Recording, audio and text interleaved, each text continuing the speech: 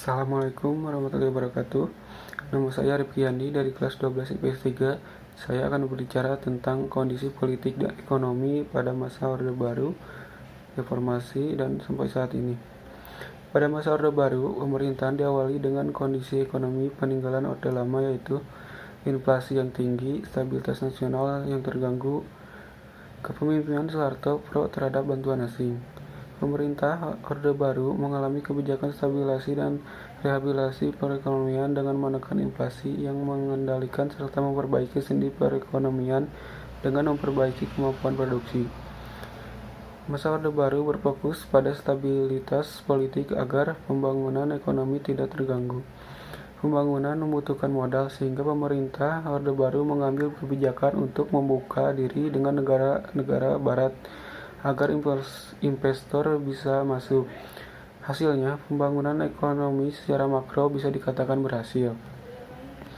Beberapa peristiwa terkait ekonomi yaitu kenaikan harga minyak dunia pada tahun 1974 dan 1980, resesi ekonomi dunia tahun 1984, pencapaian swasembada pangan dan terjadinya overheating pada tahun 1990-an. Pada masa reformasi, perekonomian Indonesia ditandai dengan krisis moneter yang melanjut menjadi krisis ekonomi. Pertumbuhan ekonomi sekitar 16% untuk tahun 1997 dan 5,5% untuk tahun 1998, di mana inflasi sudah diperhitungkan namun laju inflasi masih cukup tinggi. Pada tahun 98, hampir seluruh sektor mengalami pertumbuhan negatif, namun pada tahun 1999 terjadi perbedaan pertumbuhan kondisi ekonomi.